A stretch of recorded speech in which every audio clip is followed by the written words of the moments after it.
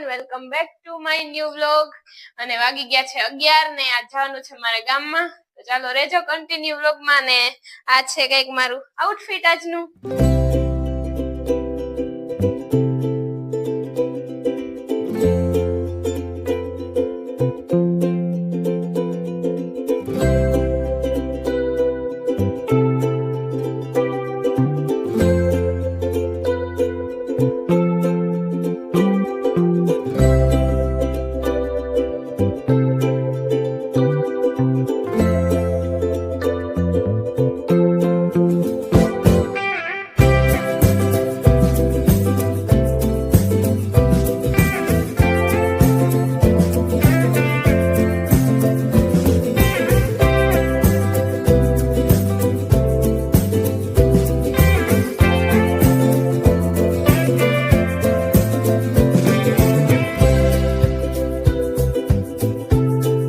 જિગ્નેશભાઈ મારા બ્લાઉઝ ના ડિઝાઇનર, તમે બધા પૂછતા હતા હું ક્યાં બ્લાઉઝ કરાવું.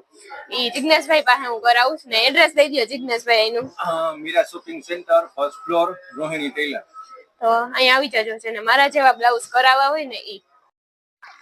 અમે ગામમાંથી આવતી રહ્યું ઘેર. અને આજે મારી બેન ભેગી હતી ઉર્વી, એટલે મારે તેડવી ન પડી હીરાને.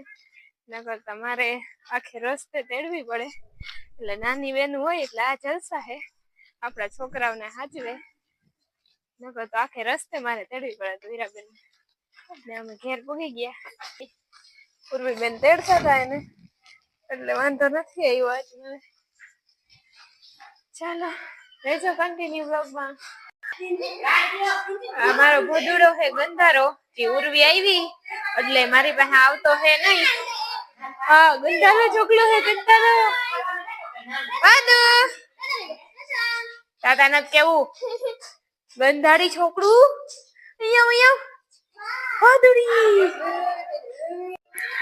હું ને ભદુ બે રમતા હતા રસોડામાં અને ચેકિંગ કરતા હતા કે હું આજ જમવાનું બન્યું છે ઈ.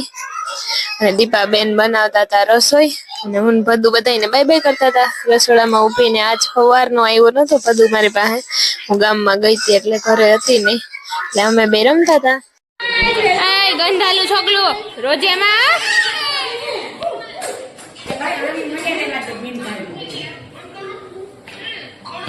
भाई इधर देखो, इधर ये बोडूड़ी आ छे कारी बेन. હું કલે તું અહીંયા આવતો તું કેમ તોફાન કરતી તી? હું કરતી તી ત્યાંથી ઉડીને આવી માલી પાસે. ચડી જા, જોઈ ચડાઈ. ચડ ચડ, હાલ હાલ હાલ હાલ હાલ હાલ.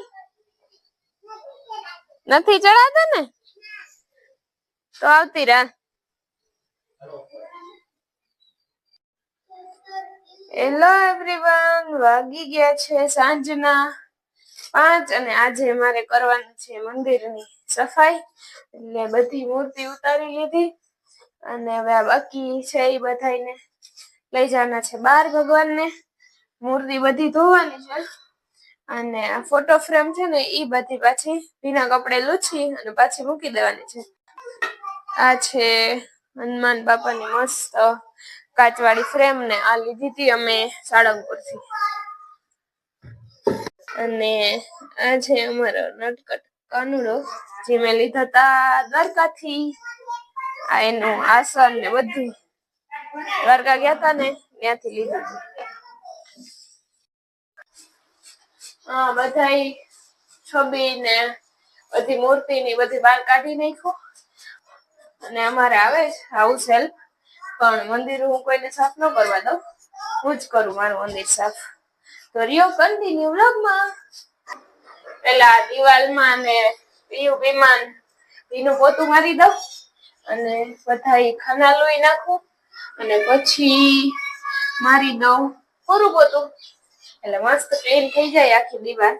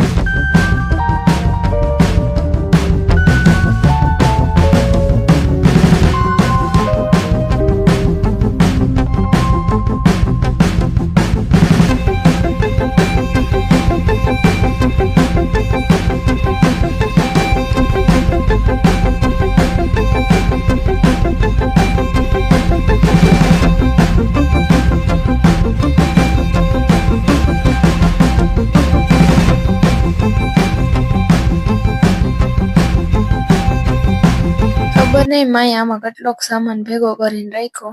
એક એક કરીને કયું ની કાઢતી હતી તો એ સામાન નીકળતો નહોતો, પૂરો જ નહોતો થતો, એટલો બધો સામાન હતો મંદિરમાં. આ છે બધો ખજાનો મંદિરનો, જે માએ ભેગો કર્યો છે. એ આખું ખાનું ને બધું મારે કરવાનું છે સાફ. એટલે બધું કાઢ્યું બારોબાર. ખબર નહીં માએ કેટલું ભર્યું હોય, પૂરું જ નથી થતું. હતો એટલો ખજાનો બધો આ જ ખાનામાં હતો. કાચના ફાનસ ને પિત્તળના કળશિયા ને થાળી ને પૂજાની થાળી ને ઈંઢોણી ને અગરબત્તી ખોડવાના ને પિત્તળના ગરબા ને એ બધું હતું. એ બધું કાઢી લીધું ખાનામાંથી બારોબાર. અને પછી આખું ખાનું મેં ક્લીન કરી નાખ્યું વ્યવસ્થિત. દિવાલ ને બધું સાફ થઈ ગયું. હવે આ નીચેની લાદીએ કહવાનું બાકી છે. આમાં ઘી ને આપણે ધૂપ દીવા કરતા હોય એટલે થોડીક આમ ચીકણી લાગતી હોય એટલે કહવી પડે. વાયરનો ડૂચો અને લિક્વિડ ને નાખી અને ઘસી નાખું અને પછી મારી દઉં પોતું. ત્યાં સુધી રહ્યો બ્લોગમાં કન્ટિન્યુ.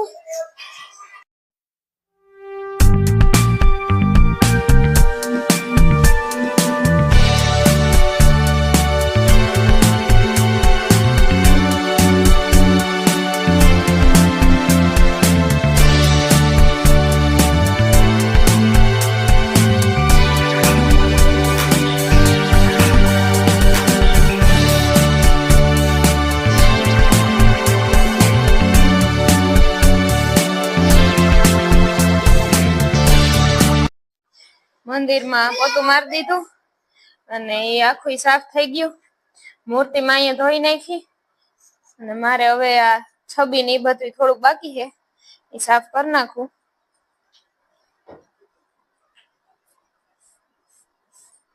દીધા નવા વાઘા અને વાહડી પડી જઈશ. કાનુડા ન જોતી હોય તો ખબર નહીં, રેતી જ નથી. એટલે હવે આને બેહાડી દઈએ મંદિરમાં. અને મૂર્તિ ને બધું ધોવાઈ ગયું હતું. અડધી મૂર્તિ ગોઠવાઈ ગઈ અને અડધી હજી બાકી છે. કાનોડાને પેલા વાહડી રાખી દઉં, રહેતી જ નથી.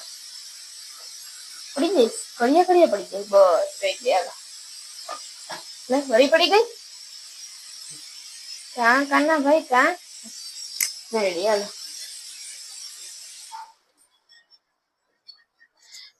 આ બધી મૂર્તિ ધોઈતી માઈએ મસ્તીની થઈ ગઈ ક્લીન.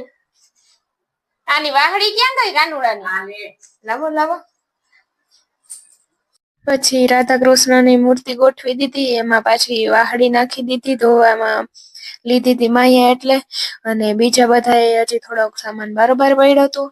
થોડીક મૂર્તિ અને નારિયેલ ને ખોડિયારાયની મૂર્તિ ને એ બધું બારોબાર હતું. માને ધૂપ દીવા કરવાનું મોડું થતું હતું એટલે માં કહેતા હતા કે તું કઈ કર લે આ બધું, તું ઝટ કર, મારે ધૂપ દીવા કરવા. મેં માને કીધું થોડીક વાર નિરાતે બેહો તો હું કરી લઉં. પછી હું લઈ આવી બારોબાર થી ખોડિયારાયની મૂર્તિ અને એને મૂકી દીધી ત્યાં હરખી વ્યવસ્થિત. આખું ગોઠવાઈ ગયું અને ચકાચક થઈ ગયું. આનું ક્રેડિટ બધાય જાય. માએ કરવા લાગ્યું થોડુંક. આ ચાંગેશ બેન અમારો વિડીયો ઉતાર્યો, આની મને હક લેવા દીધું નથી. અને આ બધું ગોઠવું મેં. અને માં કરે ધૂપ દીવા. હાલો ને હવે બનાવવાની છે રસોઈ. તો હાલો, આજે બનાવવાની છે મારી પાવભાજી અને એના ઇન્ગ્રેડિયન્ટ્સ બધા આ સાઈડ રેડી છે. આમાં છે બધું વેજીટેબલ્સ, બટેટા, રીંગણા, ફૂલકોબી અને વટાણા. આ સાઈડ છે વટાણા બાફેલા, મેં થોડાક નહીં ખાતા. આ છે ટમેટા અને ધાણા. અને આ બાજુ મૂકી દીધું છે વઘાર હાટું તેલ. તો હાલો રેજો કન્ટિન્યુ વ્લોગમાં. તેલ થઈ ગયું અને વઘાર હાટું જોહે પેલા હિંગ અને એમાં પછી નાખવાના છે ટમેટા. વાહ વાહ, ऐसा अच्छा वघार किया है. દીપાબેન કે અમારે લેવું છે. ટમેટા નાખી અને પછી એમાં નાખવાની છે ચટણી, હળદર અને ધાણા જીરું અને મીઠું. પછી આને 20 મિનિટ નહીં પણ 10-15 મિનિટ સુધી આને ચડવા દેવાનું. હાવ ટમેટા ચડી જાય ને ગ્રેવી જેવા, થોડા થોડા આખારીએ થોડા ચડી જાય ત્યાં સુધી ચડવા દેવાનું. એને ગેસ રાખવાનો ધીમો, લો ફ્લેમ ઉપર ચડવા દેવાનું. ટમેટાની આવી કન્સિસ્ટન્સી થઈ જાય ત્યાં સુધી એને ચડવા દેવાના. અને પછી એમાં નાખવાના વટાણા અને ઓલો મસાલો જે રેડી કરીને રાખ્યો હોય ઈ નાખી દેવાનો ભેગો.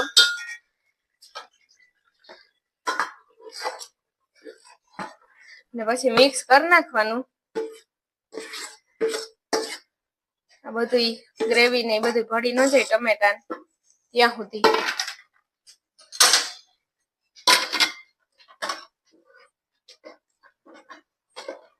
નાખ દેવાનો થોડો પાઉંભાજી મસાલો અને ઘડીક વાર રહેવા દેવાનું આ મિક્સ થઈને 2-3 મિનિટ. પછી ગેસની ફ્લેમ કરી દેવાની બંધ.